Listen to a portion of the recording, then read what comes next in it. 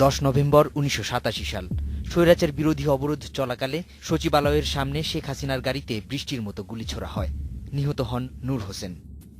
1988 সালের 24 জানুয়ারি চট্টগ্রামের লালদিঘি ময়দানে জনসভায় যাওয়ার পথে শেখ হাসিনার গাড়ি বহরে নির্বিচার গুলি চালায় পুলিশ। নিহত হয় 24 জন, আহতের সংখ্যা 2 শতাধিক। 1989 সালে ধানমন্ডির 32 নম্বর সড়কের বাড়ি লক্ষ্য করে গুলি ও গ্রেনেড ছোড়ে খুনি ফারুক রশিদের ফ্রিডম পার্টির অস্ত্রধারীরা। 1994 সালে আন্দোলনের সময় ট্রেন মার্চে ঈশ্বরদীতে ট্রেনের বগি লক্ষ্য করে গুলি চালানো হয়। অল্পের জন্য প্রাণে বাঁচেন শেখ হাসিনা।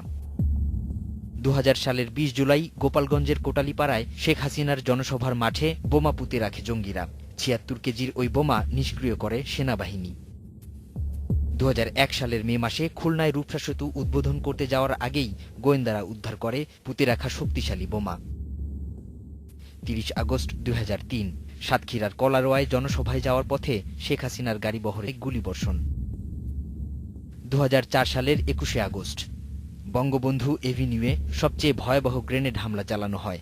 সভানেত্রীকে রক্ষা করতে গিয়ে প্রাণ হারান নারী নেত্রী আইভি রহমান সহ আওয়ামী লীগের 24 নেতাকর্মী। পঙ্গুত্ব বরণ করতে হয় 500 নেতাকর্মীকে।